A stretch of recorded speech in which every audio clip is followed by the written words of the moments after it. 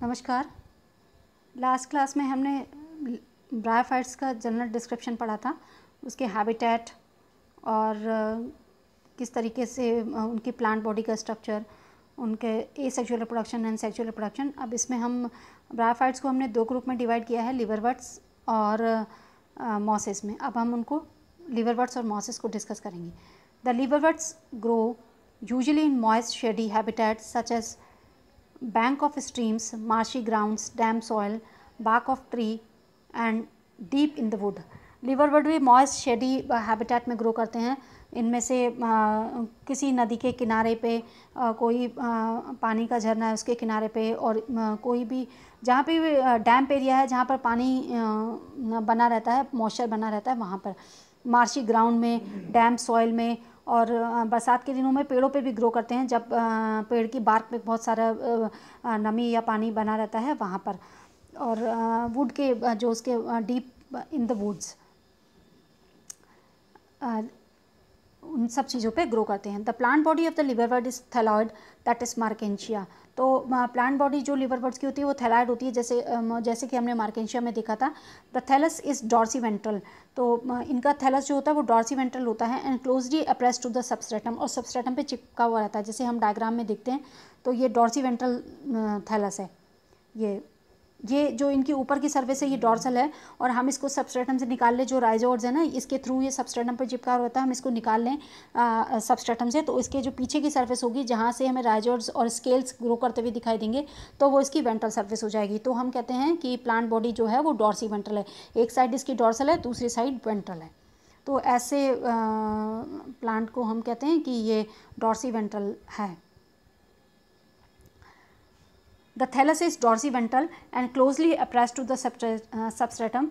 The leafy members have tiny leaf-like appendages in 2 rows on the stem-like structure. कुछ इसमें leafy member भी होते हैं, और लीफ इनके ऊपर छोटी छोटी appendages होती हैं, जिनको हम leaf-like appendages कहते हैं। फेलॉइड कहते हैं, मतलब लीफ नहीं कहते हम, क्योंकि ट्रू प्लांट बॉडी इनमें नहीं होती है, ना ट्रू लीफ होती है, ना ट्रू स्टेम होता है, और ना ही ट्रू रूट होती हैं। और ये 2 रोज़ में मिलती हैं और स्टेम लाइक स्ट्रक्चर में मिलती हैं, जैसे एक स्टेम जैसा स्ट्रक्चर है, उस पर 2 रो में ग्रो करती हैं। Asexual reproduction in liverworts takes place by fragmentation of the thalli. Asexual reproduction इनमें फ्रेगमेंटेशन से मिलता है, जैसे थैलस टूट गया तो जो पार्ट टूटा वो नया प्लांट बना देगा, और by the formation of specialise structure called gemma. और कुछ स्पेशलाइज स्ट्रक्चर होते हैं जिनको हम गैमा कहते हैं, वो नया प्लांट बनाते हैं। Gemmae are green multicellular asexual buds which develop in a small receptacle called gemma cup located on the थैलाई।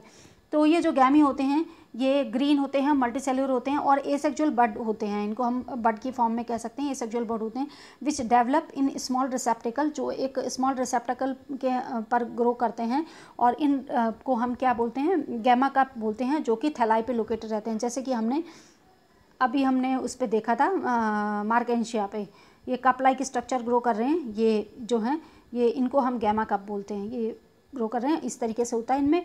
ये अगर हम स्ट्रक्चर देखें तो इनके इस तरीके से इनका स्ट्रक्चर होता है गैमा कप का, और इनके अंदर ये इस तरीके से ये ग्रो करते हैं, गैमी जो होते हैं वो ग्रो करते हैं ये इस तरीके से, और जब ये यहाँ से डिटैच होंगे तो ये नई प्लांट बॉडी बना देते हैं।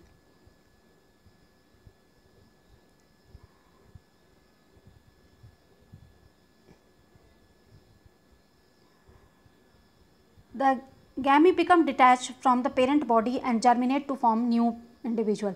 ये पेरेंट बॉडी से डिटैच होते हैं और ये नया इंडिविजुअल बना देते हैं। During sexual reproduction male and female sex organ are produced either on the same और ऑन द डिफरेंट थैलाई। तो सेक्सुअल रिप्रोडक्शन में मेल और फीमेल सेक्स ऑर्गन या तो एक ही थैलाई पे ग्रो करते हैं या अलग अलग पे। जैसे हमने मार्केंशिया में देखा था, मेल और फीमेल थैलस अलग अलग हैं। The sporophyte is differentiated into foot, seta and capsule. और इनका जो स्पोरोफाइट होता है वो फुट, सीटा और कैप्सूल 3 पार्ट में डिवाइड रहता है। और कैप्सूल के अंदर स्पोर बनते हैं, आफ्टर मियोसिस स्पोर बनते हैं, और जब ये स्पोर वहाँ से लिबरेट होते हैं तो ये नई गैमेटोफाइट बनाते हैं, और ये नई गैमेटोफाइट ही फ्री लिविंग प्लांट बॉडी है। तो अब हम बात करते हैं मॉसेस की। The predominant stage of the life cycle of a moss is the gametophyte which consists of 2 stages. तो मॉस की भी प्रीडोमिनेंट फेज जो है लाइफ साइकिल की वो क्या है, गैमेटोफाइट है, और ये जिसमें 2 स्टेजेस होती हैं। इसकी जो गैमेटोफिटिक स्टेज है वो उसमें भी 2 स्टेजेस होती हैं।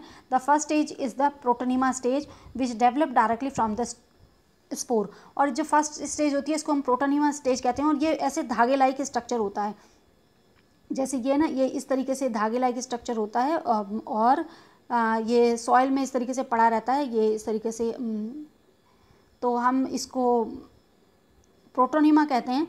और ये जब इसके ऊपर और ये it is creeping green branched and frequently filamentous structure, जैसे मैंने बताया ना, ये फिलामेंट इस तरीके से फिलामेंट लाइक स्ट्रक्चर होता है, रेंग कर चलता रहता है सॉइल में, इस तरीके से ब्रांच्ड, इसमें कुछ ब्रांचेस बन गई इस तरीके से।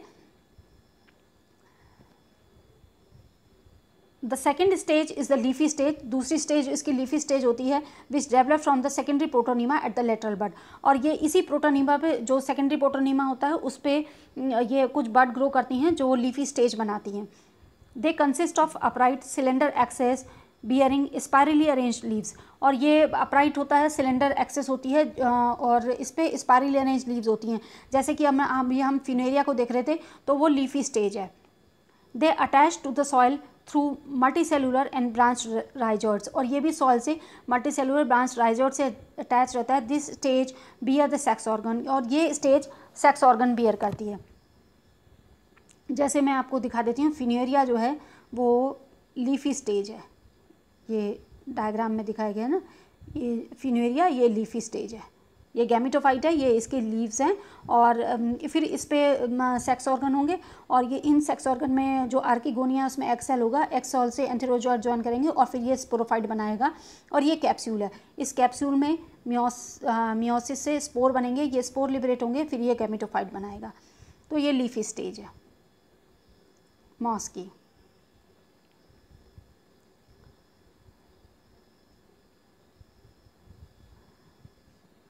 Vegetative production in mosses is by fragmentation and budding in the secondary protonema, और इनमें वेजिटेटिव प्रोडक्शन क्या होता है, सेकेंडरी प्रोटोनिमा टूट गया, उसने उसका एक फ्रैगमेंट नया प्लांट बना देगा, और या फिर बडिंग से दूसरे प्लांट बनते हैं। In sexual reproduction sex organs antheridia and archegonia are produce at the apex of the leafy shoot, तो लीफी शूट के एपेक्स पे सेक्स ऑर्गन एंथ्रीडिया और आर्किगोनिया ग्रो करते हैं, और after fertilisation the zygote develop into a sporophyte, और archegonia egg cell बनाएगा, antherozoids antheridia में एंथीरोजॉइड बनेंगे, और ये after mixing they form the zygote, और जाइगोट स्पोरोफाइट बनाएगा कंसिस्टिंग, और स्पोरोफाइट में क्या होता है, foot seta and capsule. Sporophyte भी 3 पार्ट में डिवाइड रहता है, foot seta and capsule. The sporophyte in mosses is more elaborate than that in liverwort, और इनका स्पोरोफाइट ज़्यादा इलेबोरेट रहता है लिवरवट के कंपैरिजन में। द कैप्सूल कंटेन स्पोर, और कैप्सूल में स्पोर रहते हैं। The spores are formed after meiosis, इसमें भी स्पोर आफ्टर मियोसिस ही बनते हैं, क्योंकि स्पोर में क्रोमोसोम नंबर m रहता है।